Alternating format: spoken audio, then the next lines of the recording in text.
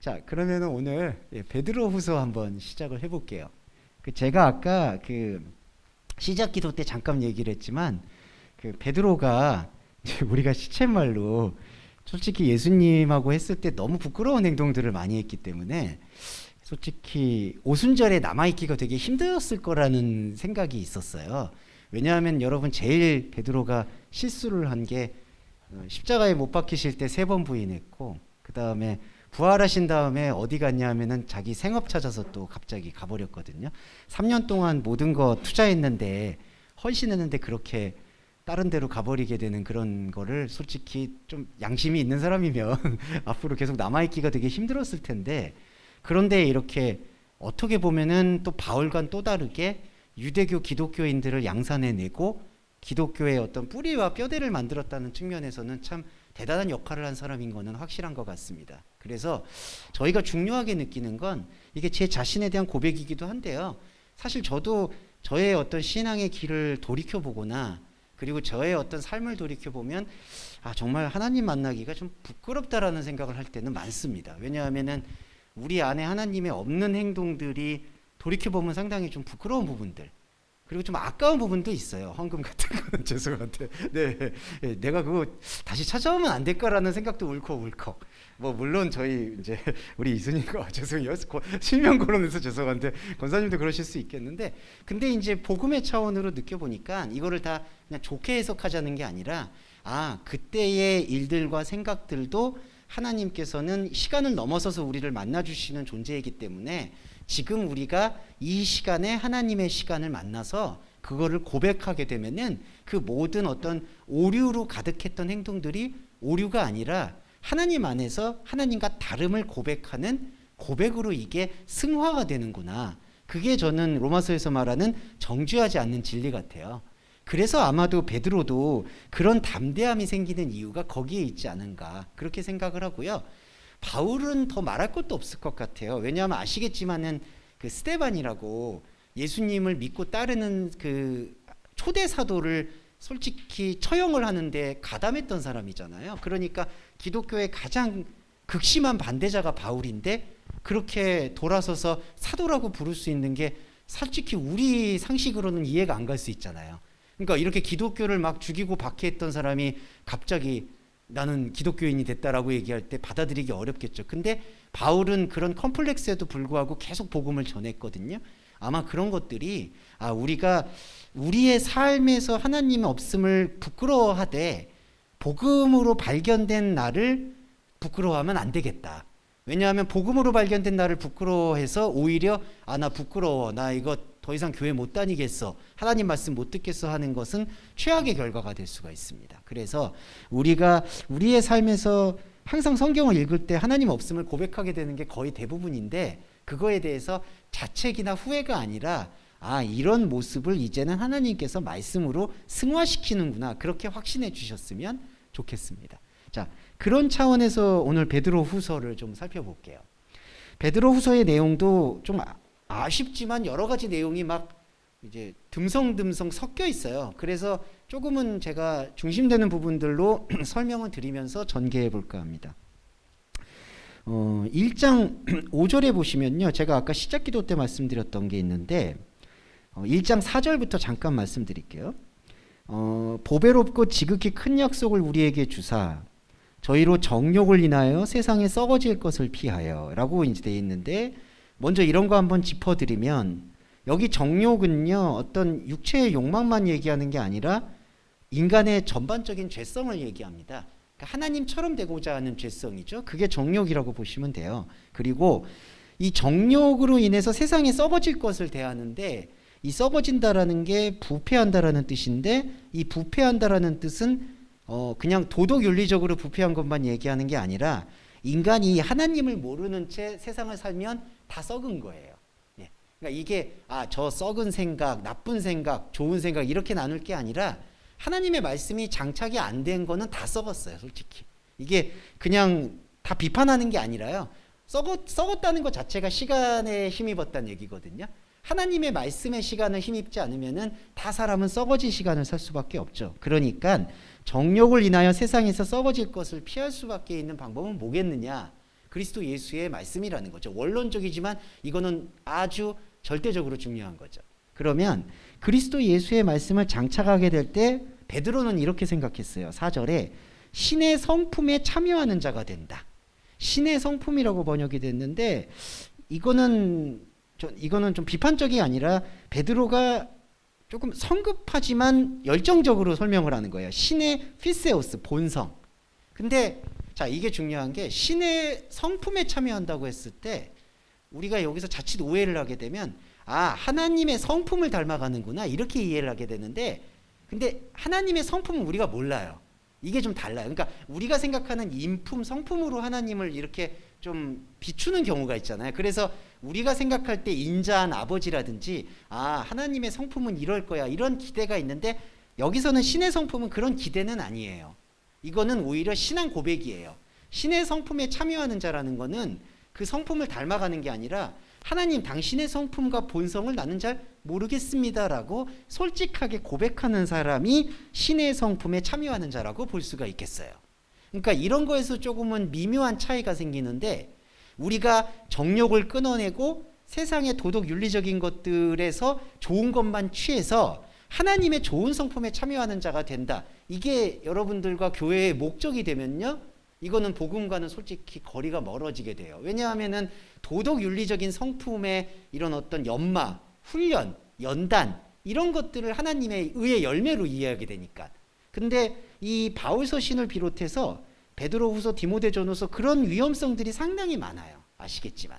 그러니까 신의 성품에 참여한다라는 이 말씀을 풀어보면 우리는 하나님의 본성을 말씀을 보면 볼수록 잘 모르겠습니다라고 고백을 하는 게 가장 정확한 고백이다라고 보시면 되겠고요. 그러면 어떻게 되냐면요, 5절부터 이게 믿음의 효과예요.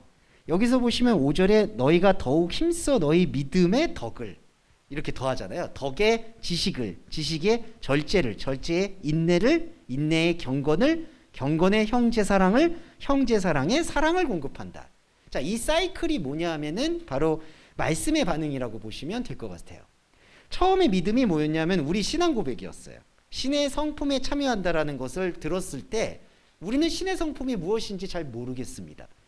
제가 어저께 이제 출애굽기 마지막 시간에 이 부분을 말씀드렸죠. 십계명에서 나 외에 다른 신을 섬기지 말라는 얘기는 내가 다른 신임을 알았는데 어떻게 섬기지 않을 수가 있습니까? 라고 하나님한테 고백하는 게 솔직한 고백이거든요. 그게 믿음이에요. 여기 보면. 그러니까 이게 믿음이라는 게 나 믿습니다 신뢰가 아니라, 여기 믿음은 내가 하나님을 믿을 수 없는데 어떡합니까? 라는 질문이 요 믿음이에요. 그 믿음이 하나님에 대한 이해를 쌓아가서 결국에는 아가페, 사랑을 공급받는다. 이렇게 이해를 하시면 되겠습니다. 그러니까 우리의 신앙생활은 사실은 없음이나 모름의 고백으로부터 시작이 돼야 되죠. 그런데 이것도 한 가지 유념하셔야 되는 건, 하나님이 모르겠습니다, 하나님이 없습니다 라고 고백하는 게 성경을 아예 무턱대고 읽지도 않았는데 하나님 모르겠습니다 라고 하는 거와는 질적으로 완전히 다르다는 걸 인지해 주셔야 돼요.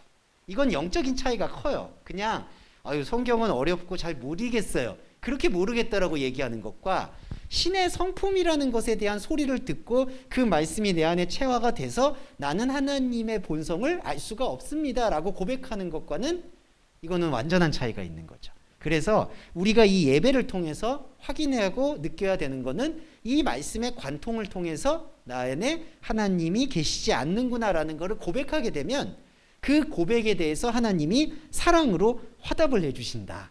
이 관계를 이해해 주시면 저는 십자가와 부활로 다시 연결될 수 있을 거라고 확증합니다.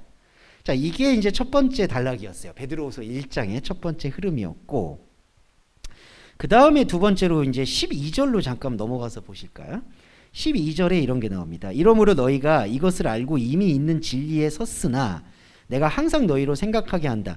여기 보시면은 12절에 이미 있는 진리, 이런 게 이제 제가 앞서서 계속 말씀드렸던 하나님 차원에서는 예비되어 있는 진리, 우리는 그거를 붙잡지 못하고 있는 상태, 이제 이런 것들에 대한 묘사고요. 이미 있는 진리.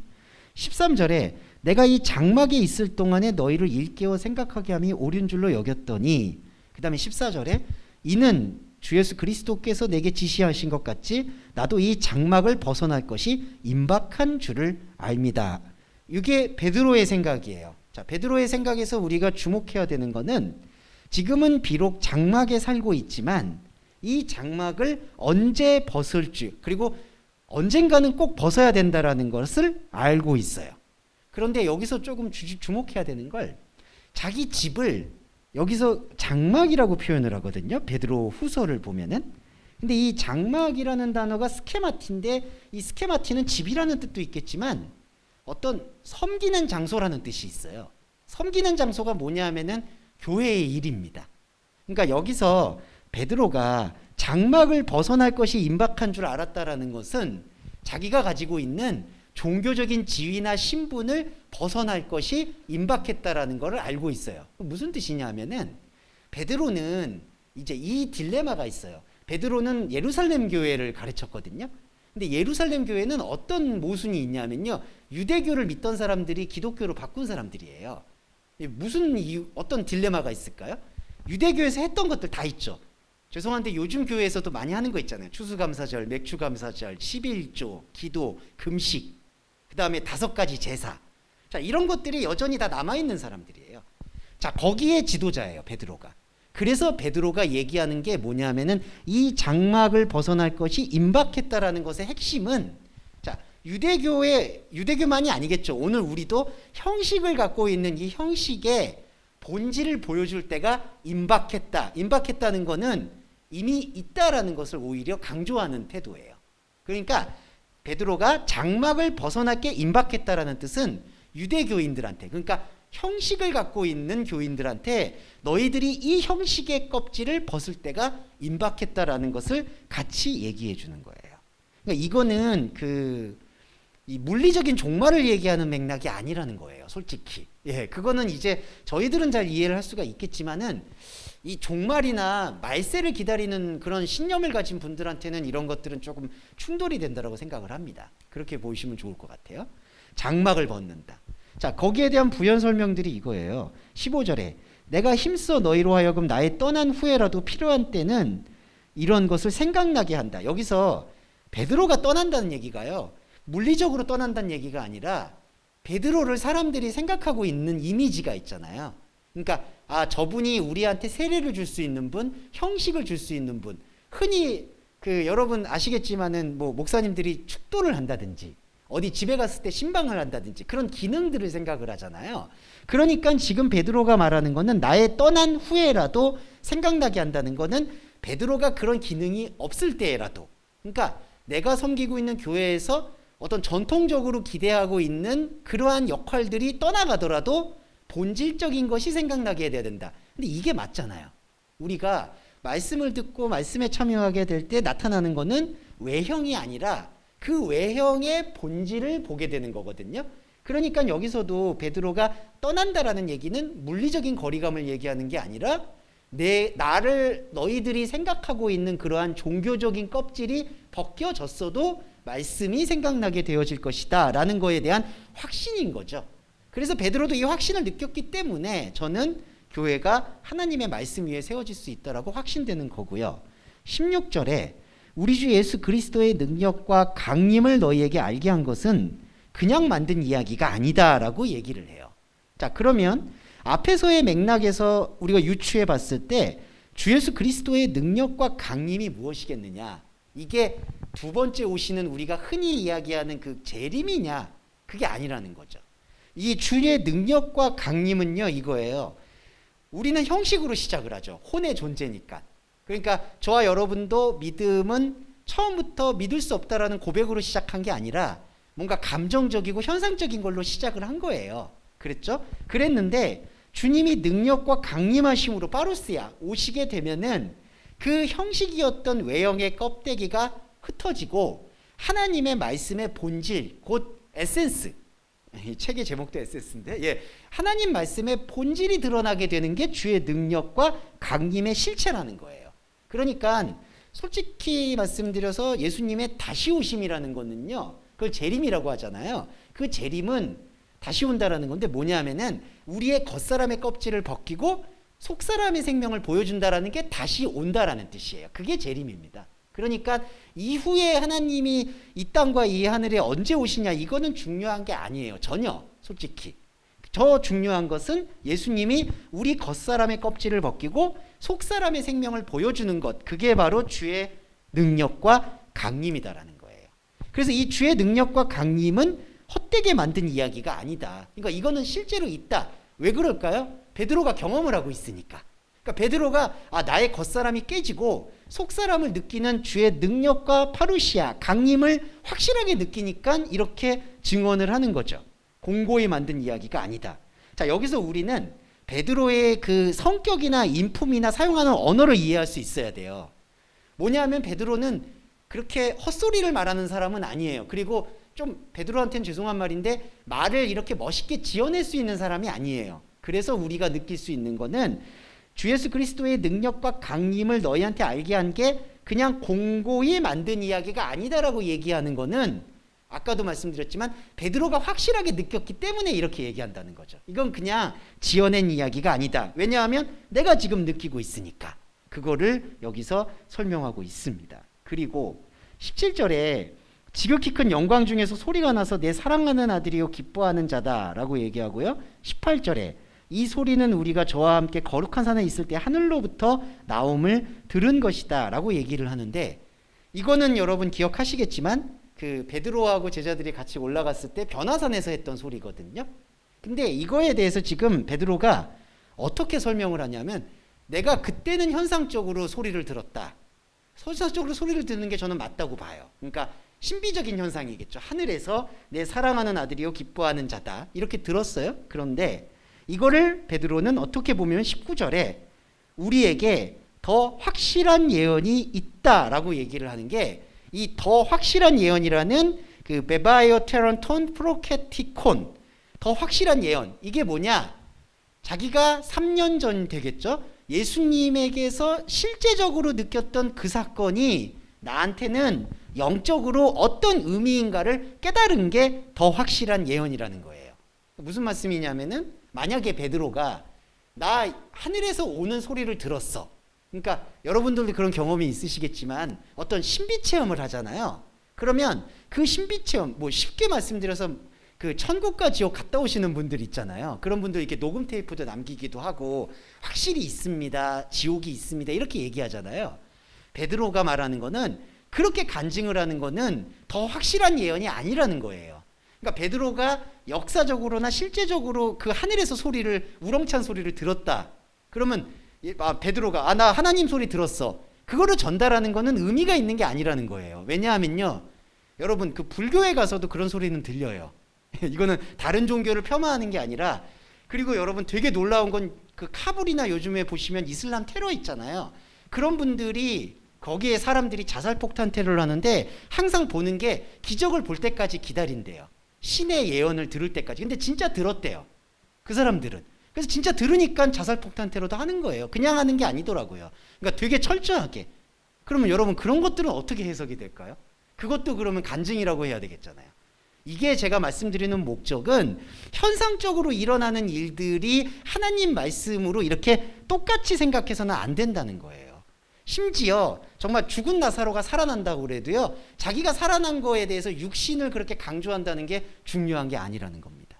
네, 자 이해해 주셨죠? 그래서 여기 19절에서 우리한테 더 확실한 예언이라는 거, 이거는 이 메바이오테론 프로케토니는 이 예언의 의미를 새롭게 풀어낸 건데, 이 예언이 뭘까요? 바울이 말한 걸 인용해 보겠습니다. 죄송한데 무속인처럼 앞서 일을 맞추는 사람이 아니라, 이 예언은 하나님의 것을 얘기하는 사람. 왜 그게 예언일까요? 이거는 우리 시간대에 없는 하나님의 뜻을 선포하는 사람이니까 예언은 하나님의 것을 얘기하는 거예요. 그래서 더 확실한 예언은 하나님의 것을 이야기하는 사람을 뜻하고 있다. 이게 더 확실한 예언이라는 거죠. 그러면 어떻게 될까요? 베드로가 그 변화산에서 들었던 그 음성은 베드로 혼자만 들은 음성이 아니라, 베드로가 확신하기로는 하나님의 말씀을 듣고 있는 그리스도인이라면은 누구나 들을 수 있고 들어야 한다라는 거예요. 지금 저희도 확실한컨대 이 소리를 듣는 거죠. 내 사랑하는 아들, 기뻐하는 자를. 외부에서 듣는 게 아니라. 이렇게 보시면 더 확실한 예언이 확고해진다라고 저는 생각을 하고, 그게 베드로가 말하고 싶어하는 중심 주제인 것 같아요. 진짜 예언은 말씀을 통한 고백이지 현상이나 외형적인 체험이 아니다. 네, 외형적인 체험은 한계가 있습니다. 결국에는 그 외형적인 체험으로 쌓아 올린 바벨탑은 결국엔 무너져요. 네. 자, 이거를 좀 설명을 드렸고요. 그 다음에 이제 제일 난점이 되는 게, 이게 어려운 게 아니라 좀 난점이라고 말씀드리는 거는, 이게 조금 성경 해석을 지배하고 있어서 그래요. 좀 설명을 자세하게 드릴게요. 1장 20절에 먼저 알 것은 성경의 모든 기록은, 예언은 사사로이 풀 것이 아니니, 예언은 언제든지 사람의 뜻으로 된 것이 아니요 성령의 감동함을 입은 사람들이 하나님께 받아 말한 것이다. 이걸 통해서 여러분 어떤 설교들을 많이 들으셨을지 이해가 돼요. 뭐냐? 하나님의 말씀은 분석하거나 해석하는 게 아니다. 예, 이런 거죠. 왜냐하면은 여기 보세요. 사사로이 풀면 안 된다. 이런 거 느끼셨죠? 혹시 목사님이나 특별히 성령의 감동을 깨달은 사람이 아닌데 성경을 해석하거나 묵상을 하는 거는 안 된다. 이런 것들은 여러분들의 신앙생활에서 죄송한데 귀에 못이 박히도록 들으셨을 거라고 저는 확신해요. 생각해요. 그런데 이게 어떤 뜻이냐, 이걸 풀어드리고 싶은 건데, 성경의 모든 기록은 사사로이 푼다라는 게 뭐냐면요, 사사롭다라는 이 이디아스 에필루세우스는 자기의 생각 안에서 하나님을 생각한다는 거예요. 자기의 생각 안에서. 자, 이게 좀 어려운 건데 중요한 거는, 자기의 생각 안에서요 하나님을 높여드리려는 마음이 있어요. 하나님을 높여드리는 마음은요, 제일 아킬레스건이 뭐냐 하면은, 하나님이 우리한테 진짜 말하고 있는 말을 안 들으려고 해요. 자, 구약에서 노아도 그렇고요, 아브라함도 그렇고요, 그리고 여호수아도 그렇고요, 하나님한테 제사를 드리려고 노력을 해요. 근데 하나님한테 제사를 드리는 노력이 오히려 하나님이 말씀하신 제사의 진짜 뜻을 가로막죠. 예, 이런 거예요. 마르다하고 마리아 비유에서도 열심히 준비를 하잖아요. 준비를 하는 게 나쁜 게 아니잖아요. 그런데 이 준비를 하는 것 자체를 열매라고 생각하다 보니까 진짜 말하고 싶어 하는 거는 안 듣는 거예요. 그러니까 부모와 자식 간에도 그런 거잖아요. 부모님이 뭔가를 말하려고 하는데 자식이 그 말하려는 건 듣지 않고 그냥 이렇게 하면 부모님이 좋아할 거야. 이렇게 해서 자기 행동을 계속해서 그걸 채우는 상태가 바로 사사로이 푸는 거예요. 자, 성경을 사사로이 푸는 것들의 대표적 사례가 뭘까요? 행하는 거예요. 아이러니하게도. 뭐 이렇게 해야 되겠구나. 덕을 실천해야 되겠구나. 뭔가 사랑을 공급해야 되겠구나. 뭔가 열심히 해야 되겠구나. 이게 여러분 대표적으로 사사로이 푸는 결과가 돼요. 본질적으로 우리가 모세오경을 들어가면은 여호와 하나님께서 우리한테, 특히 모세한테 뭐 하라고 하는 게 없어요. 여호와라는 이름 자체가 그래요. 뭘 하라는 게 아니에요. 자, 여호와 안식이라는 게 어떻게 해서 유래가 됐나요? 우리가 일단 하는 것들을 잠잠히 멈추고 하나님의 소리를 듣는 거예요. 그 듣는 게 곧 순종이죠. 자, 그런데 사사로이 풀게 되면 어떻게 될까요? 이 하나님의 말씀이 다 지침이 되는 거예요. 이렇게 하면 복을 받고 저렇게 하면 저주를 받습니다. 이게 사사로이 푸는 거예요. 그러면은 우리가 성경을 볼 때 제일 왜곡되는 오해가 뭐가 되냐면은, 자, 성경 말씀은 하나님의 말씀이기 때문에 이 안의 의미를 들여다보는 거는 사사로이 푸는 거야. 들여다보지 마. 첫 번째. 그리고 두 번째.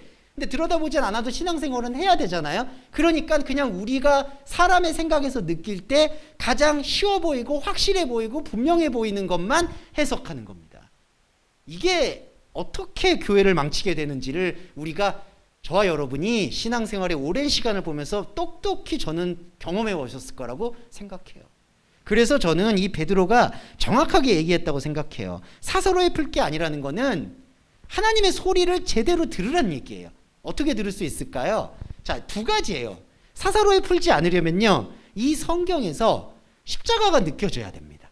그러니까 이게 좀 저희가 이제 설교의 과정들이 길었기 때문에 그 십자가가 어떤 십자가인지에 대해서는 더 자세하게 설명드릴 수는 없겠지만, 성경을 읽을 때 하나님과 다름의 고백과 하나님 없음의 고백이 도출이 돼야 돼요.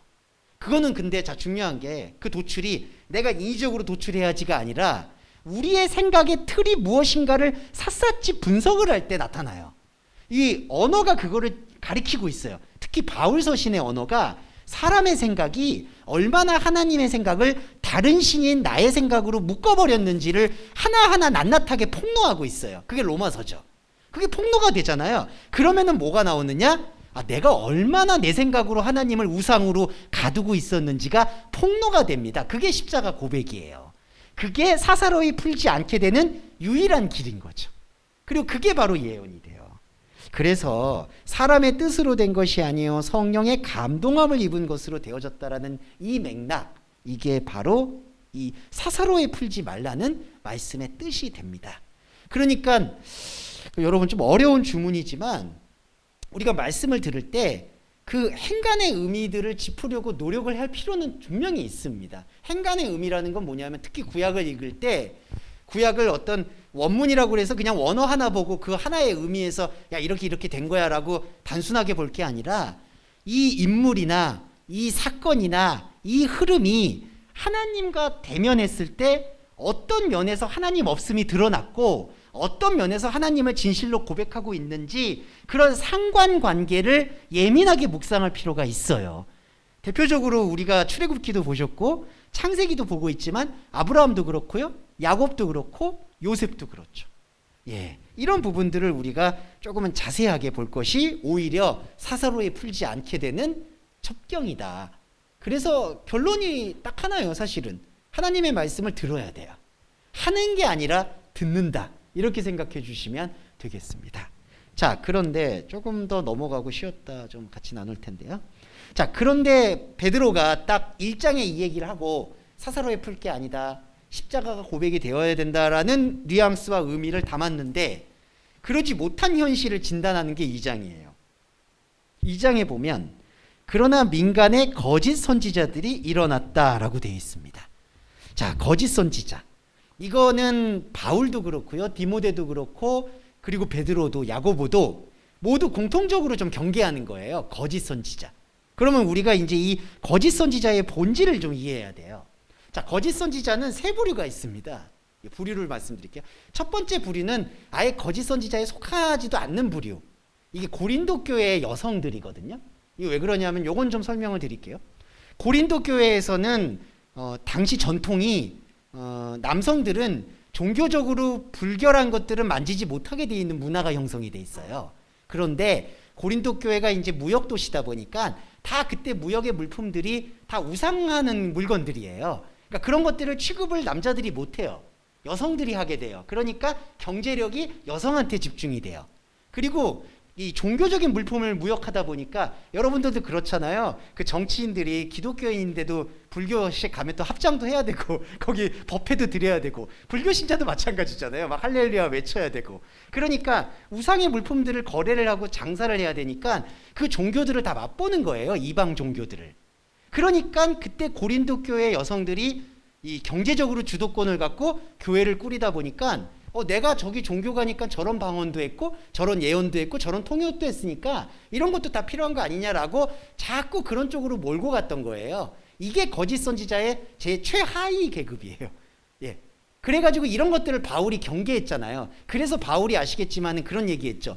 여자들은 교회에서 잠잠해라. 그럼 그때 여자들이 누구냐? 제가 지금 말씀드렸던 고린도 교회 경제권을 가지고 하나님 말씀을 뒤섞는 사람들. 가장 쉽게 말씀드려서 안타깝지만 막 교회에서 기도하는데 우리 자식 어떤 데 취직되는 게 좋아요? 기도해 주세요 라든지 저 이거 일이 요번에 우환이 있는데 한번 좀 부적처럼 막아주세요. 그런 기도를 부탁하고 하는 사람들. 그게 첫 번째 거짓 선지자예요. 근데 자, 중요한 건 그런 거짓 선지자들은 솔직히 그렇게 경계의 대상도 아니라고 얘기를 해요. 진짜 경계의 대상은 뭐냐? 여기 베드로후서에서 언급하는 두 번째 거짓 선지자들과 첫 번째 거짓 선지자인데 두 번째 거짓 선지자들은 세상의 학문이나 생각과 하나님의 말씀을 대충 섞는 사람들. 이게 이제 대표적인 게 그 아볼로 같은 사람들인데 그 자기가 배운 철학적인 거 있잖아요.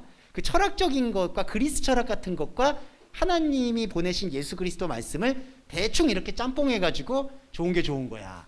우리가 흔히 요즘 보면은 뭐 심리적인 치유를 받는다, 힐링을 받는다라든지 아니면은 뭐 영의 깊은 것을 보니까 명상을 통해서 새로운 게 드러났다라든지 약간 그런 프로그램들을 생각하게 되는 게 아쉽지만 요 두 번째 거짓 선지자의 부류예요. 그런데 자, 두 번째 거짓 선지자와 세 번째 거짓 선지자, 아까 고린도 교회 여성의 케이스 그리고 어떤 철학적인 것과 섞는 케이스, 이런 것들은 구분이 용이해요. 오히려 이거는 그냥 철학적인 얘기하고 있구나, 그냥 약간 무슨 아인슈타인 얘기나 뭐 이런 얘기하면서 이렇게 얘기하는구나, 우리 흔히 보시면 옛날에 뭐 뉴에이지 운동이라든지 명상, 요가, 이런 게 교회에 들어오면 안 좋은 거구나, 이런 거는 이해하잖아요. 근데 베드로후서에서 제일 강조하는 이 첫 번째 거짓 선지자는 뭐냐 하면은 자기 진실을 가지고 하나님의 말씀을 사사로이 풀어서 적용하는 사람들. 자, 이거예요. 자, 기억해 주세요. 자기 진심을 가지고 하나님의 말씀을 사사로이 풀어서 적용한다. 이게 바리새인하고 똑같은데 어떻게 되냐면요, 자기 생각이죠. 근데 진심이에요. 자, 사람이 제일 약한 게 진심이에요. 저 사람이 만약에 집사님이 저한테 진심을 얘기하면요, 그건 진짜 느껴져요. 저분이 거짓말을 하는 건 아니구나. 그런데 그분이 말씀하시는 그 진실이 자기가 사사로이 말씀을 푼 거, 아까 행하는 거, 잘하면 복을 받고 못하면 저주를 받는 걸로 말씀을 다 판단한 거, 그걸로 적용하는 진심이 우리한테 파고들죠. 그러면 어떻게 될까요? 야, 저분이 거짓말은 할 리는 없어, 진심이야, 이걸 믿고 따라가게 되니까 이게 우르르 다 비진리, 하나님의 말씀이 아닌 사사로이 푼 진리가 돼버리는 거예요. 이게 제일 무서워요. 자, 이런 거 많이 들어보셨죠? 우리 목사님은 도덕적으로도 흠결이 없으시고 스캔들도 없고 사례비도 별로 안 받으시고 뭐 이런 거 많이 들어보셨을 거예요. 그런데 그건 진심이죠. 존경합니다, 저도. 그런데 만약에 그렇게 얘기하면서 성경의 말씀이 진짜 영적 들음이 아니라 사사로이 푼 것이다, 그렇게 되면 어떻게 되는 거죠? 이게 베드로후서에서 말하는 거짓 선지자라는 거예요. 그러니까 우리가 계속, 제가 왜 이 말씀을 강조하냐면 편견의 벽을 벗고야 되는 게, 거짓 선지자다 그러면은 자꾸 그냥 자기 유익을 위해서 가르치는 사람들, 아니면 문제가 많은 사람들, 이렇게 생각하는데, 베드로가 볼 때 거짓 선지자는 그런 것들은 아예 축에도 끼지 못하고, 진짜 거짓 선지자는 진심을 가지고 돌아오는 사람들. 제가 아까 폭탄테로 말씀드렸던 그런 거예요. 자기 진심에 사로잡혀 있으니까 그거는 그 사람들 내에서는 용인이 되는 거죠. 그래서 2절에서도 이 거짓 선지자를 얘기했는데, 2장 전체에서 이 거짓 선지자를 할애하고 있는 이유가 뭐냐면요, 베드로가 읽어보시면 아시겠지만 2장 전체에서 이 얘기를 해요. 이 얘기를, 거짓 선지자 얘기를. 근데 왜, 요거는 결론적인 걸 한번 함축시켜서 말씀드리면, 베드로가 왜 베드로후서에서 한 장 전체를 할애해서 이 거짓 선지자 얘기를 이렇게 열심히 할까? 이게 자신의 모습이었기 때문이죠. 네, 여러분 베드로의 공생애를 보면 아시겠지만 저는 한 번도 베드로가 진심이 아닌 적이 없다고 생각해요. 그러니까 모든 일들이 진심이었던 건 확신해요. 그러니까 그물을 버리고 예수님을 쫓았을 때도 예수님을 정말로 믿고 싶어 했고, 그 다음에 예수님 따라서 무리를 걸을 때도 진짜 나도 걸어보고 싶다, 그리고 예수님이 그리스도다라고 고백했던 것, 그러니까 모든 순간들이 저는 진심이었다고 봐요. 심지어 다락방에서 말씀드렸지만 베드로가 절대로 나는 당신을 부인하지 않겠다, 이것도 베드로의 진심이었죠. 근데 지난번에 제가 다락방 강화 선교를 해드렸지만 그 진심이 발목을 잡잖아요. 그러니까 베드로의 진심이 하나님과는 달랐구나라는 걸 베드로 자신이 경험을 했기 때문에 이렇게 집요하게 거짓 선지자를 경고하는 거예요. 베드로 자신이 거짓 선지자인 거죠. 그래서 우리도 이런 요소들이 있는지를 이 2장을 보면서 쭉 한번 경험해 보시면 좋겠는데, 한 가지씩만 몇 가지만 짚어드리고 좀 쉬었다 할 텐데요. 2장 4절에 보시면 하나님이 범죄한 천사들을 용서하지 않는다라고 되어 있습니다. 범죄한 천사를 우리가 흔히 그 구약에 말하는 루시퍼로 생각하는 경향도 있는데, 여기서 범죄한 천사는요, 죄송한데 베드로의 자기 고백 같은 거예요. 천사가 뭐냐면 말씀을 전달하는 그 상태입니다. 그러니까 천사를 존재로 볼 때도 있지만 상태로 보는 경우가 더 많아요. 안겔로스가 전달자라는 거거든요. 범죄한 천사는 그럼 무슨 뜻이죠? 하나님의 것이 아닌 걸 전달하는 사람들, 이게 범죄한 천사라는 거예요. 그게 뭐죠? 거짓 선지자, 그리고 베드로의 성령을 체험하기 이전의 모습이었던 거죠. 그게 바로 범죄한 천사다. 근데 하나님이 범죄한 천사를 용서치 아니하시고 지옥에 던진다, 이거 하나님이 던졌다라는 맥락만이 아니라요, 하나님의 진리를 이렇게 가르치고 있다는 뜻이에요. 그러니까 너희들이 이 율법이나 복음은 하나님의 계명이니까 헛불리 건들지 마, 읽지도 마, 이해하지도 마, 그냥 잘 들어서 열심히 행하면은 너는 천국에 갈 거야, 열심히 못하면은 지옥불에 떨어질 거야, 이렇게 가르친 게 범죄한 천사라는 거예요. 하나님이 심판하는 게 아니에요. 이게 중요한 게요, 하나님은 심판하지도 않고 심판받지도 않아요. 하나님은 사랑 그 자체예요. 이 사랑은 그냥 좋은 그런 사랑이 아니라 생명이에요. 사랑과 생명. 심판이 아닌 거. 옳고 그리고 선과 악을 판단하지 않는 거. 그게 바로 생명이고 바로 하나님의 사랑이에요. 그러니까 그 사랑을 회복을 하는 게 범죄한 천사에서 벗어나는 길인 거예요. 그거를 여기서 설명하고 있고, 그리고 또 하나 보시면은 이제 이거를 쭉 열거를 하면서 이런 표현들도 많이 나와요. 이것도 잠깐 설명을 드릴까요? 12절에 보시면 그러나 이 사람들, 지금 거짓 선지자들에 계속 얘기입니다. 본래 잡혀 죽기 위하여 난 이성 없는 짐승 같다. 짐승이라고 번역되는데 이거는 조금 부적절한 번역이고요. 알로가 조아예요. 그게 무슨 뜻이냐? 로고스가 없는 생명. 예, 이 조에에서 유래했거든요. 조아가. 그럼 이게 뭐죠? 이 조에는 생명인데 우리한테 주어져 있는 생명이 로고스가 없이 미쳐 날뛰고 있다는 뜻이에요. 이게 거짓 선지자의 또 진심이죠. 그러니까 로고스가 장착이 돼야지 이 혼의 자아가 영의 자아와 균형과 생명을 맞추게 되는데, 이 혼의 자아, 로고스가 없는 자아 안으로 로고스가 들어오지 않고 로고스가 아닌 다른 것이 이 생명을 지배하고 있으면 그거는 더 이상 생명이 아니라는 거예요. 그래서 잡혀 죽기 위한 짐승 같다라고 번역이 된 거예요. 죽기 위해서 날뛰는 거죠.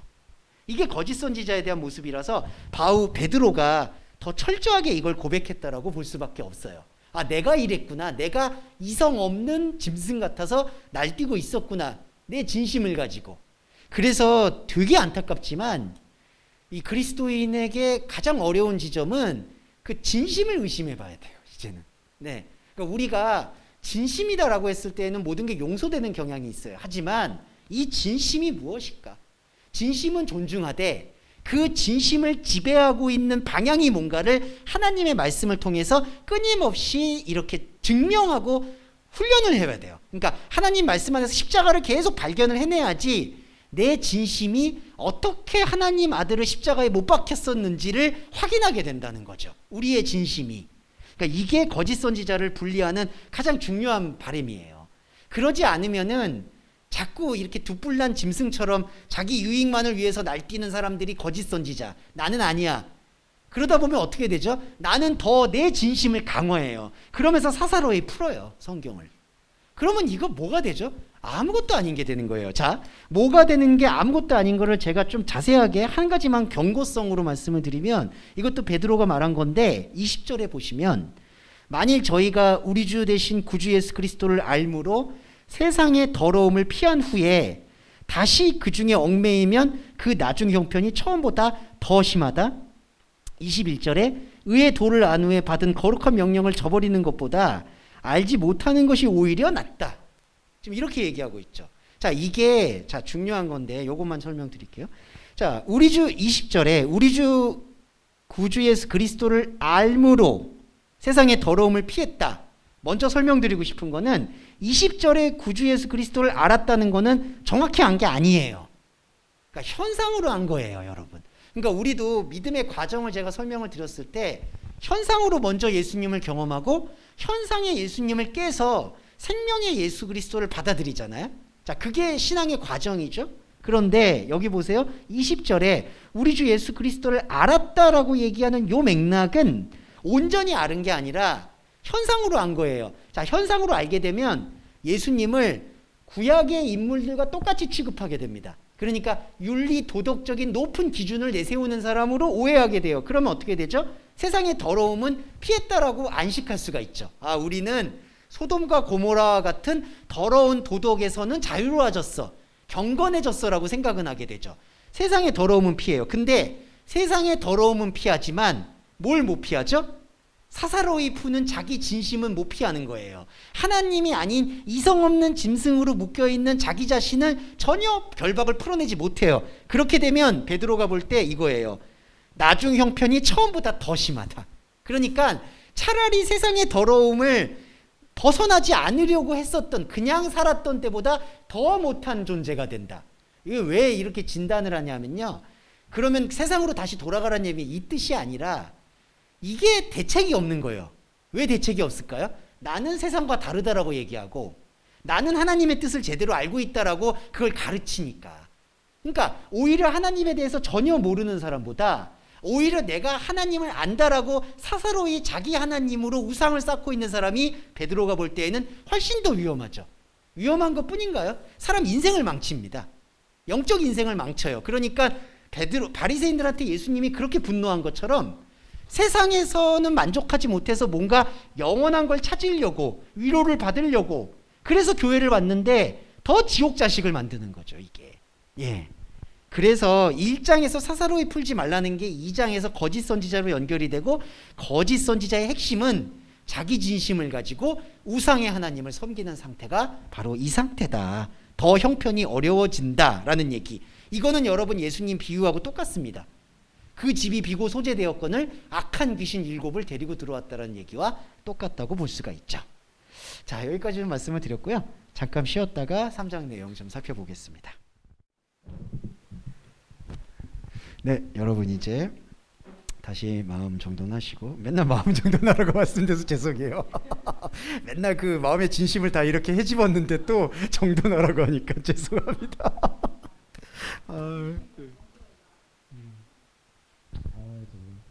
맞아, 진짜 전도사님 말씀처럼 저 맨날 귀에 못이 박히게 들었던 게 정성을 다하고 진심을 다해서 섬겨야 된다고 해가지고, 참 이게 안타까운 것 같아요. 그것도 필요하겠는데. 네. 네. 자, 그러면 한번 두 번째 시작을 해보겠습니다.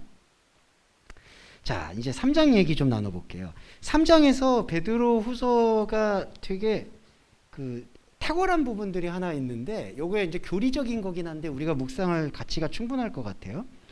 이런 거 있어요. 자, 4절에 가로되 주의 강림하신다는 약속이 어디 있느냐? 조상들이 잔 후로부터 만물이 처음 창조할 때와 같이 그냥 있다 하니, 이제 이런 것들을 얘기하는 게 이제 어떤 거냐면 주님의 강림, 그 강림에 대한 해석을 지금 얘기하고 있습니다. 근데 이제 베드로가 뭐라고 표현하냐면은, 이는 하늘이 옛적부터 있는 것과 땅이 물에서 나와 물로 성립한 것도 하나님의 말씀으로 된 것을 저희가 잊으려 함이다. 그러니까 강림이라는 것은 없다. 이렇게 지금 강조하는 사람들에 대해서 베드로가 반박을 하는 건데, 뭘 표현하냐면 6절에서 그때 세상은 물에 넘침으로 멸망하였을 때, 7절에 이제 하늘과 땅은 동일한 말씀으로 불사르기 위하여 간수하신 바 되어 경건치 아니한 사람들의 심판과 멸망의 날까지 보존하여 두신 것이다 라고 표현을 하면서 8절을 얘기해요. 이 유명한 구절입니다. 아까 우리 이제 대독해서 읽어주신 건데, 사랑하는 자들아 주께는 하루가 천년 같고 천년이 하루 같다라는 이 한 가지를 잊어서는 안 된다. 자, 이 얘기가 뭐냐? 베드로가 자신의 사역자로서의 일생을 걸고 깨달았던 시간관이라고 생각하시면 되겠어요. 그러니까 시간관이 뭐냐 하면은, 자, 베드로도 임박한 종말에 대한 생각이 있었어요. 현상 종말. 왜냐하면 그때 당시가 충분히 이해가 되는데, 로마가 네로 황제 등극하고 하면서 유대교도 기독교를 박해하고요, 로마 사람들도 기독교를 박해해요. 그러니까 정말 그때는 안타깝지만 순교하는 사람들이 정말 많았어요. 그러니까 기독교를 믿는다는 이유로 죽었다는 거죠.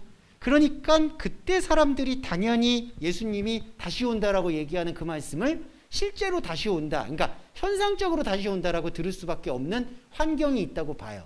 근데 베드로는 이거를 주님의 강림이라는 깨달음을 어떤 방식으로 깨우쳤냐 하면은, 주께는 하루가 천년 같고 천년이 하루 같다. 이 얘기는 주님이 말씀하시는 날은 우리가 생각하는 과거와 현재와 미래의 시간이 아니다라는 걸 깨달은 거예요. 하루가 천년이고 천년이 하루다. 이거는 주님 말씀하시는 시간. 그러니까 이거죠.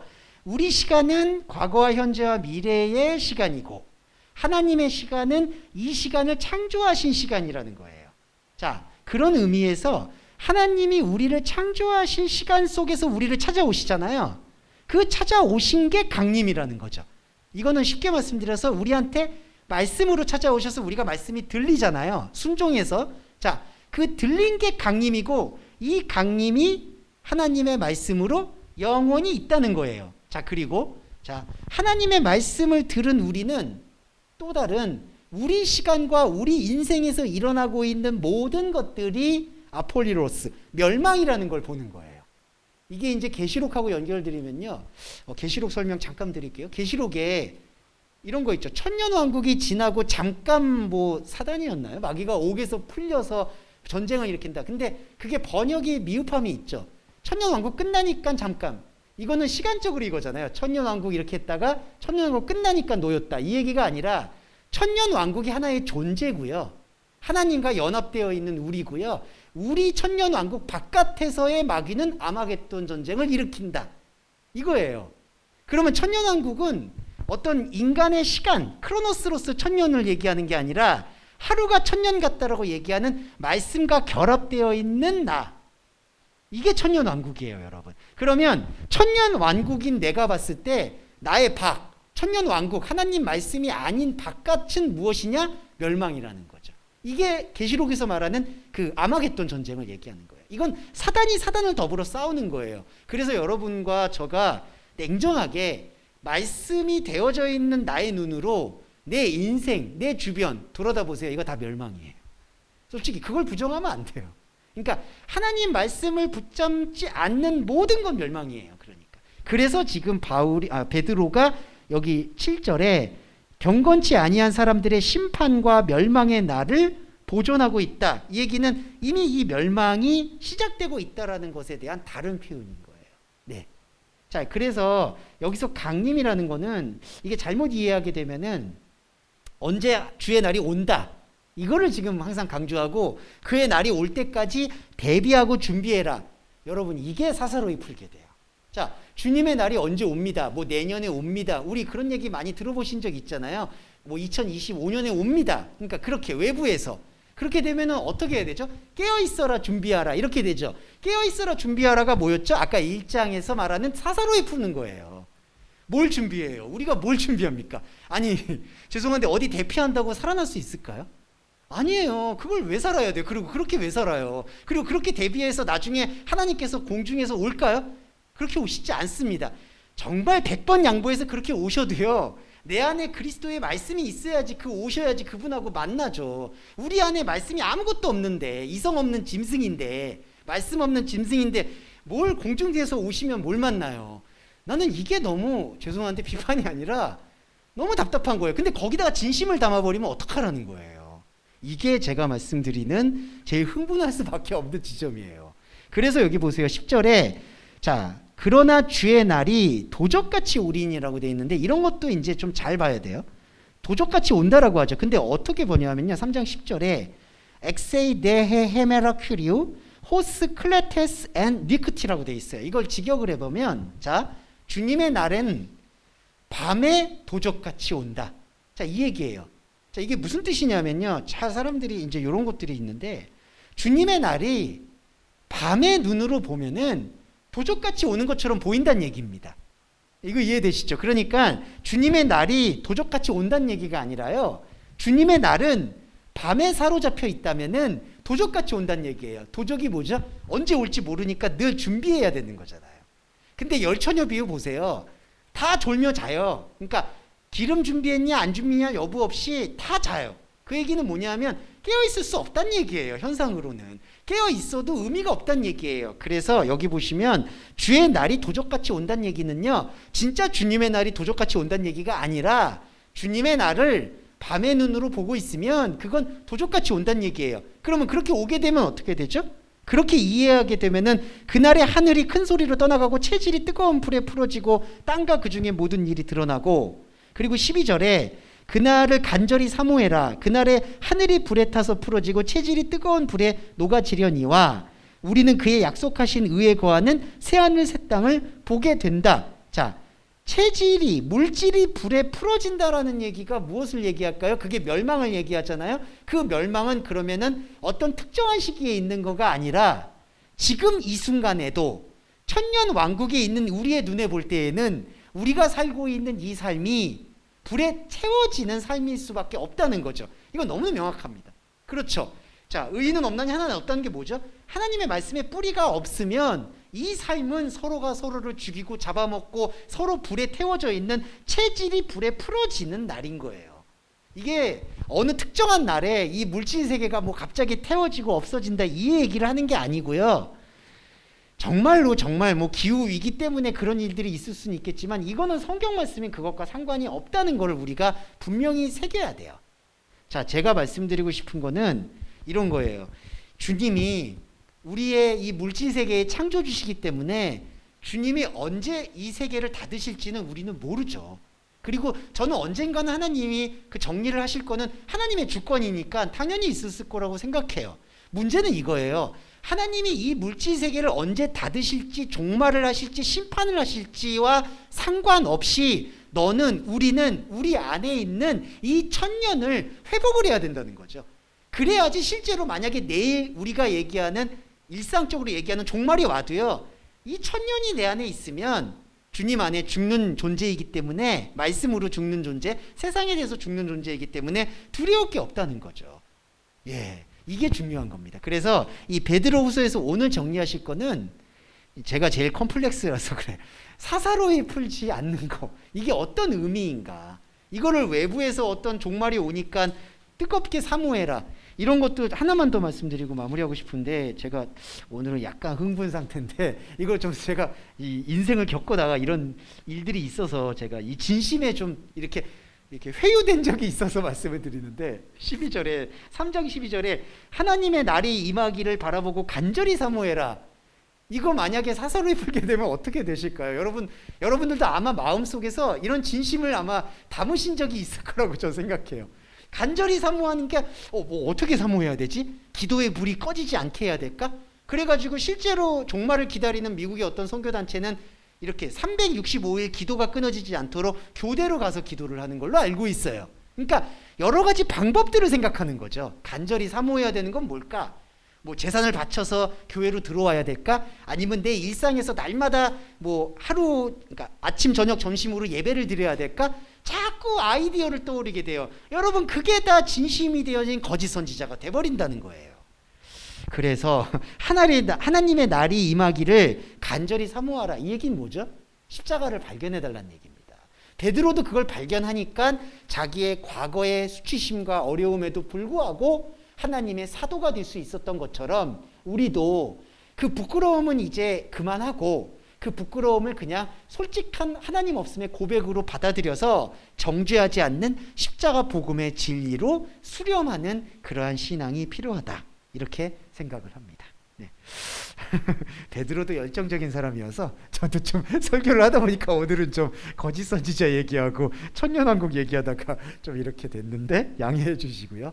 하나님 말씀을 조금 더 깊게 생각을 하고, 근데 우리가 우리 일상에서 이것만 말씀드리고 싶은 게, 제일 안타까운 지점들이 전 그거 같아요. 그냥 세상에 빠져 있는 분들도 안타까운 건 사실이지만 진심을 다 투영해서 그 인생의 거의 대부분의 시간들을 거기에다가 할애를 하고 있는데, 거기서 하나님의 말씀이 사사로이 풀리게 되는 그러한, 근데 그분의 진심에서는 저는 그런 분들의 진심은 존중을 하고 정말 소중하게 생각을 하는데, 그 진심을 이렇게 약탈할 수 있을까?